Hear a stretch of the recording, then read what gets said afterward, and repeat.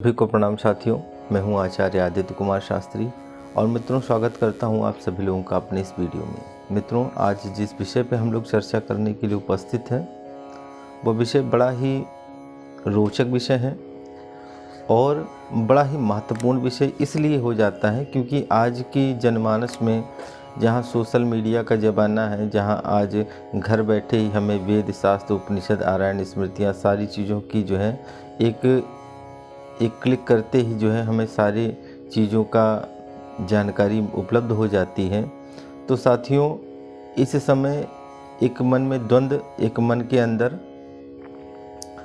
हम लोगों के प्रश्न उत्पन्न हो ही सकता है और वो यह है कि आज का विषय है कि अध्यात्म वर्सेस ज्योतिष शास्त्र, कि ये हमारा जो अध्यात्म है, जो हमारे आचार्य हम लोगों को बताते हैं, जो गीता भागवत आदि ग्रंथों में बातें लिखी हैं उनसे, और साथ ही साथ जो आज का ज्योतिष, चूँकि ज्योतिष पे आज बड़ी चर्चाएं होती हैं, तो उसमें और इसमें क्या अंतर है, एक मूलभूत क्या अंतर है, क्या दोनों एक ही सिक्के के दो पहलू हैं या फिर वो दृष्टिकोण अलग है, इसका दृष्टिकोण अलग है ज्योतिष अपने आप में। क्या हमें जो आचार्य बतलाते हैं, हमें पूजा पाठ भक्ति भावना कर्म आदि चीज़ों के ऊपर ईश्वर भक्ति श्रद्धा पूजा उपासना साधना यज्ञ हवन कर्मकांड व्रत उपवास, इन सारी चीज़ों के पीछे जो गुरुजन आचार्यजन हम लोगों को आदेश करते हैं, अथवा आजकल जो ज्योतिष के अंतर्गत हमारे ज्योतिष के आचार्य लोग हमें निर्देश करते हैं कि आपका अमुक ग्रह जो है वो पीड़ित है, खराब है, उसकी दशा अंतरदशा अनेकों बातें, तो आप यह अमुक रत्न धारण कर लें अथवा आप इसकी विशेष पूजा करवा लें में। तो इन सारे संदर्भों में हम आज एक दूसरे को, आज दोनों को एक जो है एक ही तराजू पे तौलने का प्रयास करेंगे। आज एक ओर तो हम ज्योतिष को रखेंगे और दूसरे पल्ले पे हम रखेंगे अपने धर्मशास्त्रों को, गीता भागवत रामायण आदि ग्रंथों को। तो उसमें और इसमें एक मूलभूत क्या अंतर है, इसे आज हम समझने का प्रयत्न करते हैं। तो आइए अपने विषय में हम लोग प्रवेश करें। तो मित्रों, विषय जैसा कि आप लोग समझ ही चुके हैं, धर्मशास्त्र और हमारा ज्योतिष। तो मित्रों, सर्वप्रथम तो आप यही समझें कि ज्योतिष शास्त्र भी हमारे यहाँ उन 6 शास्त्रों का, हमारे वेदांगों का ही एक अंग बताया गया है। जैसा कि वेद है तो वेद पुरुष भगवान कहते हैं, वेद को जो है भगवान की उपमा दी गई है और उनके जो ये 6 अंग हैं उनको जो है वेदांग कहा जाता है। और वेदांग का ही एक अंग जो है वो ज्योतिष शास्त्र भी हमारा आता है। ज्योतिष जो है वो वेद की ही उत्पत्ति है, ये वेद से अलग नहीं है। तो इसमें अगर आप व्याकरण के जानकार हैं, आप ज्योतिष के जानकार हैं, अगर आप व्याकरण के जानकार हैं, तो उसको भगवान का मुख कहा गया है, वेद भगवान का मुख कहा गया है, वेद जो है व्याकरण को, ज्योतिष को नेत्र कहा गया है। इसी तरह छंद है, इसी तरह छंद्र को पैर कहा गया है, निरुक्त है, कल्प है ना, शिक्षा है।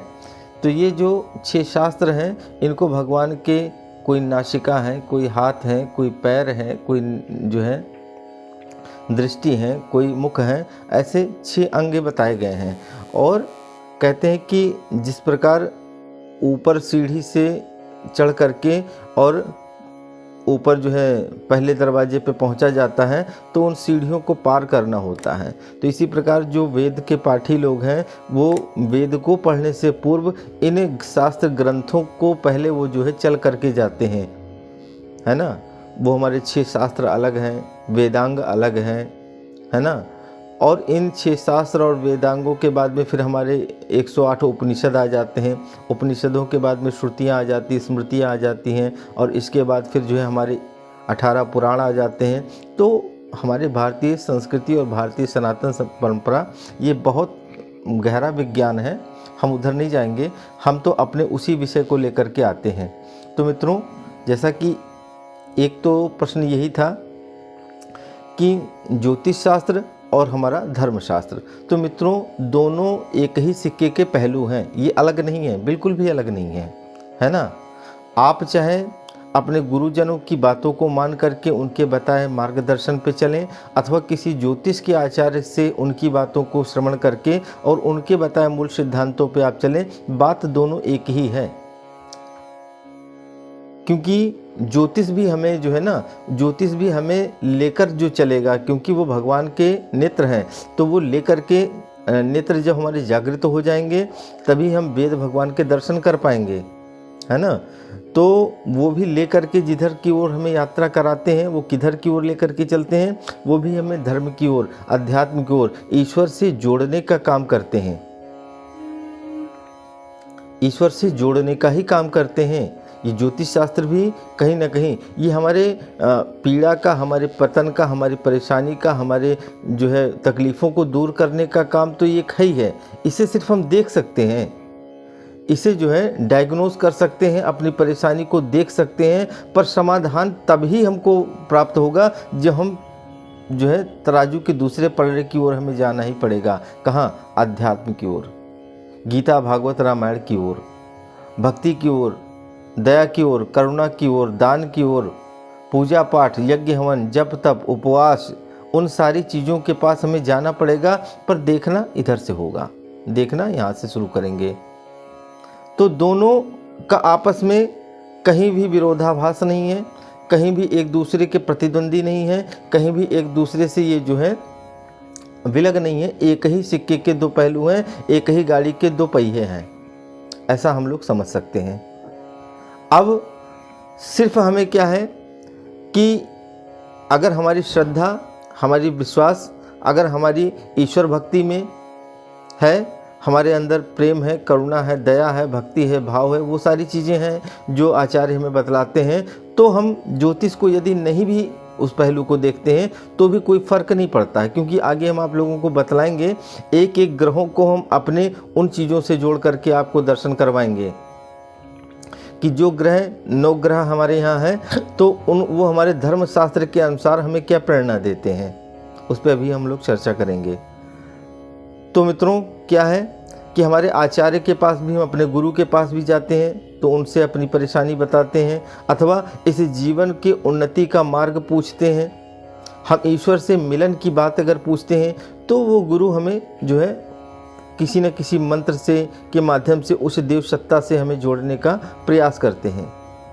और यहाँ भी वही बात कही गई है कि अगर कोई अपने जीवन में ईश्वर से जुड़ने के लिए स्वयं से चल करके नहीं आया है, अपितु अपनी परेशानियों से दुखित होकर के आया है, तो भी आचार्य का दायित्व बनता है कि वो आपको जो है ना, वहाँ आपको जो है दिग्भ्रमित न करें, आपको भटकावे नहीं, है ना। और उसकी अपेक्षा आपको वो क्या करें, ईश्वर से आपको जोड़ दें। यहाँ भी वही कार्य करने की आवश्यकता है। हम कहते हैं ना, हमारा राहु खराब हो गया है, हमारा शनि खराब हो गया है, अब महाराज क्या इसका उपाय होना चाहिए?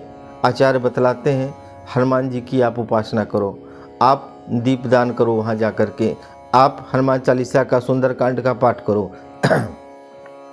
क्या साहब भैया, ले दे के बात तो वही आ गई ना, वहाँ भी तो यही बात कही। अब उस बात को आप चाहे उस दृष्टि से सोच लें कि हम अपने गुरु को से जुड़ करके और गुरु के पास जा कर के अपनी बात को कहें कि गुरुदेव, हम अपने जीवन में किस आराध्य की आराधना करें, आप हमें गुरु दीक्षा दें। अब गुरु आपको आपके जो है संस्कारों को देख करके आपके उस अनुरूप आपको मान लो दे देते हैं कि भाई आप राम नाम का जप करो, आप कृष्ण नाम का जप करो, आप राधा नाम का जप करो, आप हनुमान जी की उपासना करो। तो उपासना से जोड़ने का दोनों का ही एक ही दायित्व है कि आपको ईश्वर से जोड़ने का काम है। कुल मिलाकर के अगर हम एक बार ईश्वर से जुड़ जाते हैं, उस सुप्रीम पावर से जुड़ जाते हैं, तो ही समस्या का समाधान हो सकता है। किंतु अगर आप ऐसा सोचें कि छुट-फुट परेशानियों के लिए जो है ना, हम छुट-फुट समाधान ले करके और उसके बाद फिर जो है हम सारी समस्याओं का हमें हल मिल जाएगा, तो ऐसा बिल्कुल भी नहीं है ना। वो थोड़े दिनों तक वो चीज़ें काम करेंगी, उसके बाद आपको पुनः आपकी यथावत परेशानी बन जाएगी। काम तो आपको एक ही करना पड़ेगा, क्या कि आपको स्वयं से जुड़ना पड़ेगा।